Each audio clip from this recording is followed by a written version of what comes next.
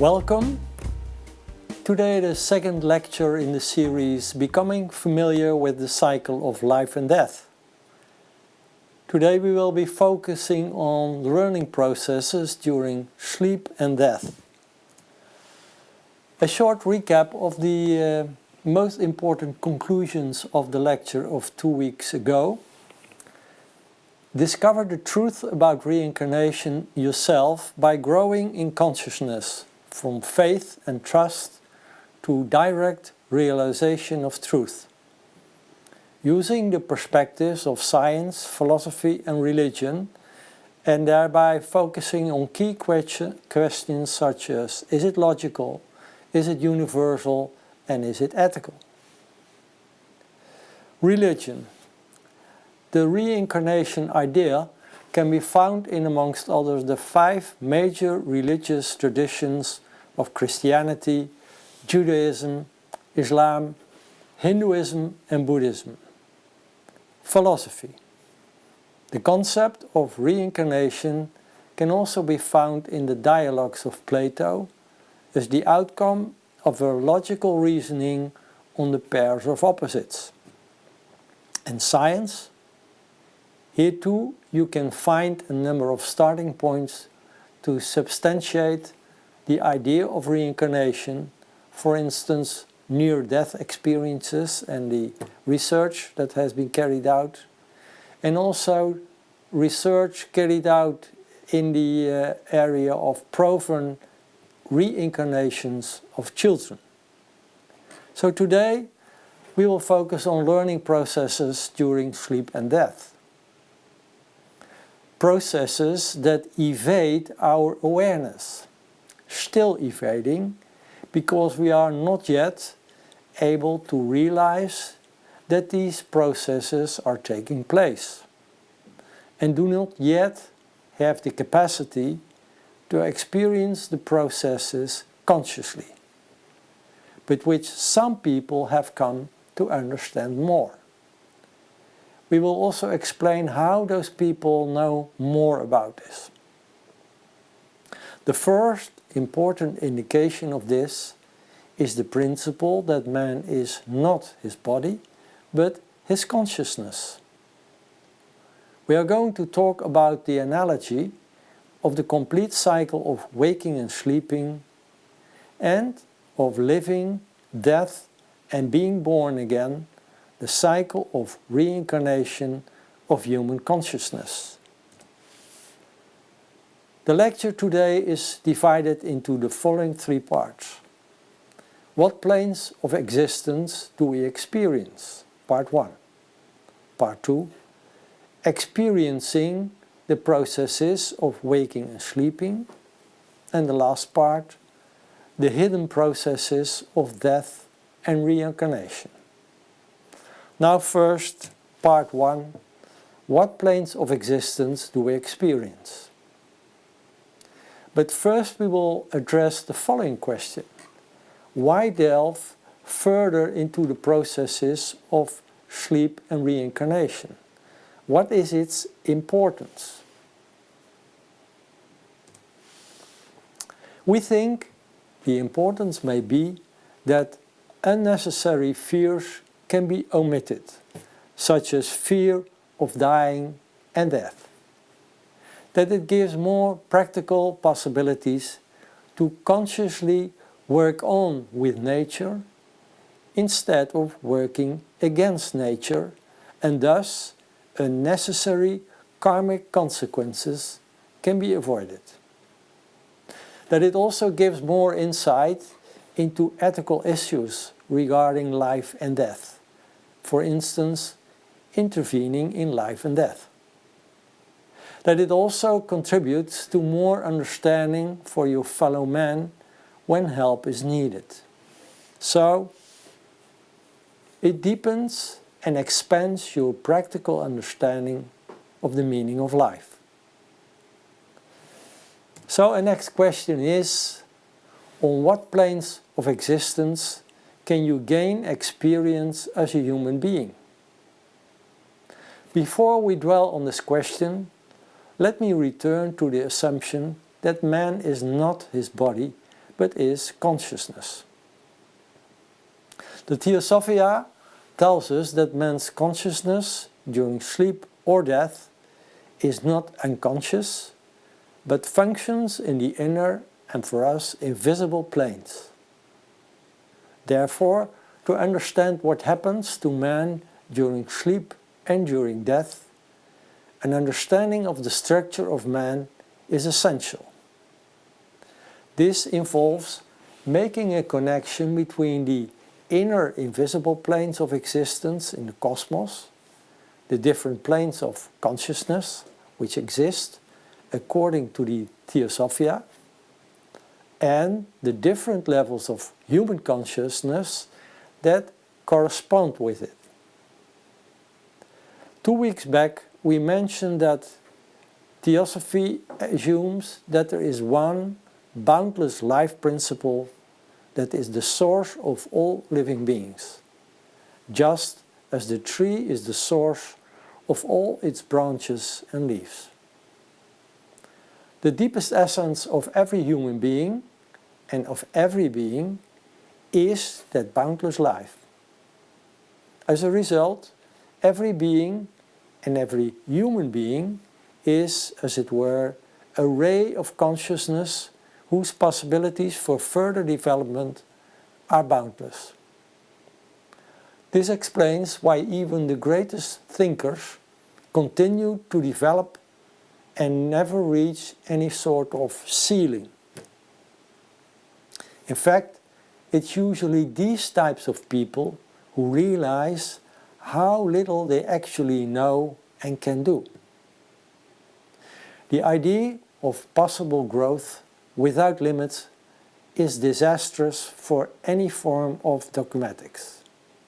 So, to summarize it, man is consciousness, and that consciousness is, in essence, boundless in its possibilities of development. Let's go back to today's main topic. How can that consciousness, which is man, continue to exist during the sleep of the body and survive after the death of the body? And what is the nature of the existence of that consciousness during sleep and during the period between two lives here on earth? The answer to this question, according to the Theosophia, is that the material world in which we live is only one of the many different planes or levels of consciousness that exist in nature. Thereby we can distinguish in broad outline between at least 3 or more planes of existence at which we can be active. The material plane, the mental or thinking plane on which we are learning, and also the spiritual plane. The plane that has to do with imperishability, with universal human ideals that are the same in all ages, such as those of cooperation, charity, compassion and peace in the world. And the Theosophia says that there are many other invisible planes. All these planes or worlds exist simultaneously with and permeate our material world, like water permeates a sponge, or like a gas can permeate a liquid and be absorbed by it.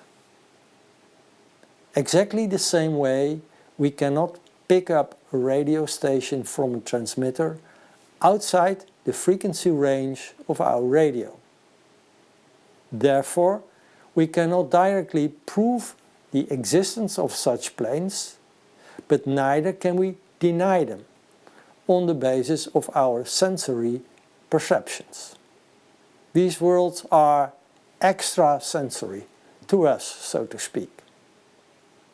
Yet, we are well used to the fact that there are things that we cannot see or perceive, but which are reality for us. Think, for example, of forces like magnetism, gravity and electricity. These forces cannot be seen, but are known by their effects on the material plane. Think, for instance, about the remote control of your TV set. Similarly, we also do not see the life that animates, for instance, a tree.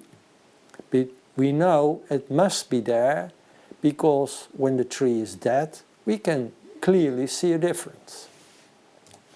Interim conclusion: the existence of inner invisible planes cannot be directly proven by sensory observations, but it is also undeniable and can only be recognized by the consequences on the material plane. Just as there are different planes of existence in nature, so too does human consciousness have different layers or levels according to Theosophy. 2 weeks back, we already discussed the threefold division for humans, as it is known in all traditions in the world, under different names. We have a spiritual core, the white circle on the top, often referred to as spirit or the monad. Then we have the intermediate part, a consciousness expression of that spiritual core, often referred to as soul, the yellow circle. And we have the vehicle or body, the lowest red circle. We will discuss this in more detail to make a link between the different planes of consciousness and the layers in the composite nature of man. So again, we have the spiritual core. It is the imperishable, unmanifested part within us that exists eternally. It is also superpersonal. That is, it is not linked to the personal human being we currently are. It is our deeper core. It corresponds to the spiritual plane. Then we have the intermediate part. It is the part in us that is characterized by the active use of the thinking faculty. Manas, which means to think, and that is where the word man is derived from. The intermediate part has two sections, two parts. Namely, thinking can be focused on the superpersonal and imperishable part in man, and that part of man is referred to as the reincarnating ego. Or it can be focused on the personal man, and that is the perishable part in man, which is called the personal man. The reincarnating ego corresponds to the higher mental plane. For instance, the ideal of a peaceful human brotherhood.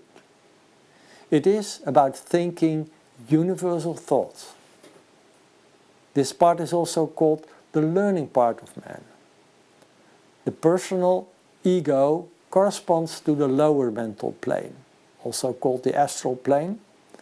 It is the ideal to go, for instance, on holiday 4 times a year. That is the difference between the personal ego and the reincarnating ego. And of course we have the vehicle, the physical body, with which we can gain experience in the physical world. And you can check the following for yourself. Our consciousness can concentrate its predominant activity in only one of these active centers of consciousness at a time. And while it is fully active in this one center of consciousness, the others remain relatively inactive and in a more passive state. An example: We know that if we exert ourselves to the extreme on either material or mental thinking plane, the activity on the other plane will be minimized. For instance, an athlete running a marathon cannot simultaneously solve a difficult mental problem. And if we want to solve a difficult mental problem, it's best to keep physical activity to a minimum. For example, solving a math problem, then all outside sounds are still there, but we don't bother about it, even though our senses are still functioning. So, to sum it up, according to Theosophical, man is, in his consciousness, is a composite being consisting of at least 4 layers, or there are 4 parts. The spiritual core, the reincarnating ego, the personal ego, and the body. And you can examine this for yourself. We will now have a 3-minute break, and you can send in your questions via the chat or the email, and we will be back soon. Welcome back. Are there any questions, Astrid? No, at this moment there are no questions. No questions at the moment. So then we continue with the second part of the lecture, which is about